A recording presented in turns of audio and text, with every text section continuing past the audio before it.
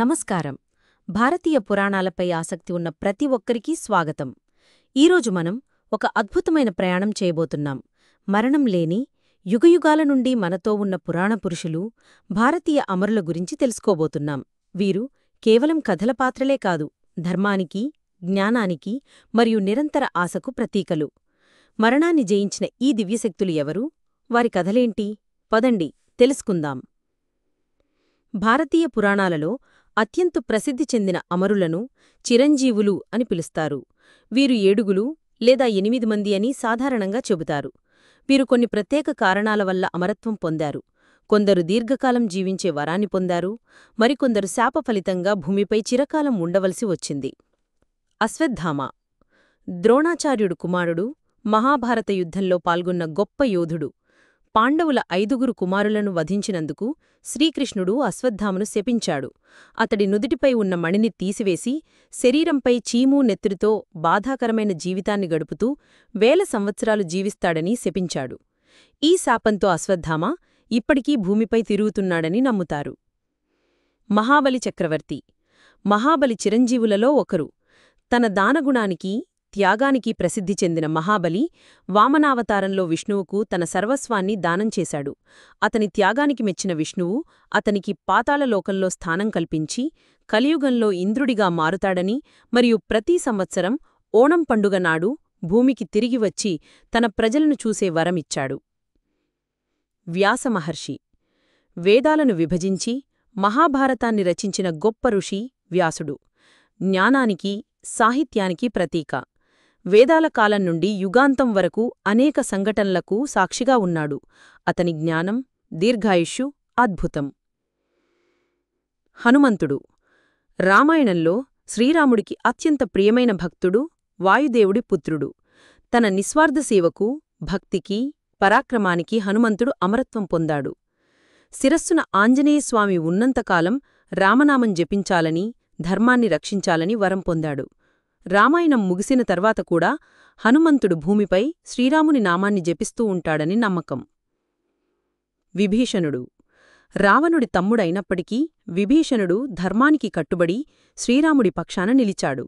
అతని ధర్మాచరణకు మెచ్చిన శ్రీరాముడు అతనికి లంకకు రాజుగా పట్టాభిషేకం చేసి కల్పాంతం వరకు జీవించే వరాన్ని ప్రసాదించాడు. కృపాచార్యుడు కౌరవులకు, పాండవులకు గురువైన కృపాచార్యుడు గొప్ప ధనుర్విద్యా నిపుణుడు. ఇతను కూడా చిరంజీవులలో ఒకడు. ఇతను గొప్ప గురువు, ధర్మబద్ధుడు. పరశురాముడు విష్ణువు యొక్క 6వ అవతారం పరశురాముడు. భూమిపై క్షత్రియ దురాగతాలను అంతమొందించడానికి అవతరించిన పరశురాముడు తన విలువిద్యకు, కోపానికి ప్రసిద్ధి చెందాడు. ధర్మం రక్షించబడే వరకు భూమిపై నివసించే వరాన్ని పొందాడు. ఈ 7 కాకుండా కొన్నిసార్లు మార్కండేయ మహర్షిని కూడా చిరంజీవులలో ఒకరిగా పరిగణిస్తారు. అతను శివుడి అనుగ్రహంతో మృత్యువును జయించాడు. చిరంజీవులు కాకుండా పురాణాలలో ఇంకా అనేకమంది అమరులు ఉన్నారు. వారి జీవితాలు యుగాల అంతటా విస్తరించి ఉన్నాయి. నారద మహర్షి దేవర్షి నారదుడు త్రిలోక సంచారి. అతను దేవతలు, మానవులు మరియు అసురుల మధ్య వార్తలు, జ్ఞానాన్ని అందిస్తూ ఉంటాడు. తన వీణతో నారాయణుని కీర్తిస్తూ భక్తిని ప్రచారం చేస్తాడు. ఆయనకు మరణం లేదు, నిరంతరం లోకసంచారం చేస్తూ ఉంటాడు. దత్తాత్రేయుడు త్రిమూర్తుల అవతారంగా పరిగణించే దత్తాత్రేయుడు గొప్ప యోగి, జ్ఞానానికి ప్రతీక. అన్ని జీవులలో దైవత్వాన్ని చూస్తాడు. ఆయన శిష్యులకు జ్ఞానాన్ని ప్రసాదిస్తూ కల్పాంతం వరకు ఉంటాడని నమ్మకం. సప్తఋషులు కశ్యపుడు, అత్రి, భరద్వాజుడు, విశ్వామిత్రుడు, గౌతముడు, జమదగ్ని, వశిష్ఠుడు. ఈ సప్తఋషులు జ్ఞానానికి, తపస్సుకు మరియు ధర్మస్థాపనకు ప్రతీకలు. వీరు ప్రతి మన్వంతరంలోనూ పునరావృతమవుతూ లోక కళ్యాణానికి కృషి చేస్తారు. గరుడు విష్ణువు యొక్క వాహనం, పక్షులకు రాజు. అమృతాన్ని తీసుకువచ్చిన గరుడు అమరత్వం పొందాడు. ధర్మాన్ని రక్షించడంలో విష్ణువుకు సహాయపడతాడు. శేషనాగుడు విష్ణువు శయనించే ఆదిశేషుడు. అనంతమైన జ్ఞానానికి, విశ్వానికి ప్రతీక. భూమిని తన పడగలపై మోస్తాడని నమ్మకం. ఇతను కూడా అమరుడు. ఈ అమరులు కేవలం కథలలోని పాత్రలే కాదు, వారు మన ఆధ్యాత్మిక, నైతిక విలువలను నిరంతరం గుర్తుచేసే సజీవ ఉదాహరణలు. వారి జీవితాలు ధర్మానికి, భక్తికి, జ్ఞానానికి మరియు త్యాగానికి ఆదర్శాలు. మరి ఈ అమరుల కథలు మనకు ఏం నేర్పిస్తాయి? అమరత్వం అంటే కేవలం చనిపోవడం కాదు, అది నిరంతర ధర్మరక్షణ, జ్ఞానప్రచారం మరియు జీవన ప్రవాహంలో భాగమే. హనుమంతుడు, విభీషణుడు వంటివారు తమ నిస్వార్థ సేవా భక్తితో అమరత్వం పొందారు. ఇది మనం చేసే సేవ యొక్క గొప్పతనాన్ని తెలియజేస్తుంది. జ్ఞానం, తపస్సు. వ్యాసుడు, సప్తఋషులు వంటివారు తమ జ్ఞానం, తపస్సుతో అమరులయ్యారు. ఇది విద్య, వివేకం మరియు స్వీయ నియంత్రణ యొక్క ప్రాముఖ్యతను నొక్కి చెబుతుంది. త్యాగం, ధర్మం. మహాబలి చక్రవర్తి తన త్యాగంతో, విభీషణుడు ధర్మానికి కట్టుబడి ఉండటంతో అమరత్వం పొందారు. ఇది నిజమైన ధర్మబద్ధమైన జీవితం యొక్క ప్రాముఖ్యతను తెలియజేస్తుంది. పాప ఫలితం.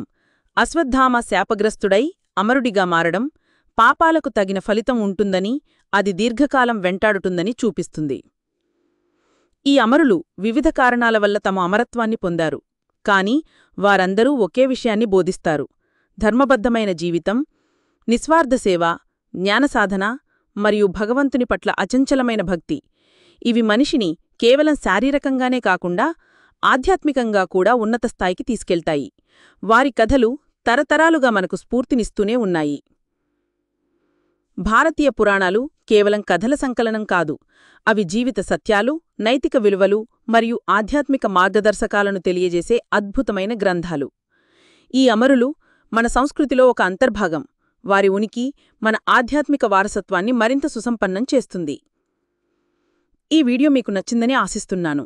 ఇలాంటి మరిన్ని ఆసక్తికరమైన పురాణ కథల కోసం మా ఛానల్ని సబ్స్క్రైబ్ చేయండి. మీ అభిప్రాయాలను కామెంట్ల రూపంలో తెలియజేయండి. మళ్ళీ కలుద్దాం.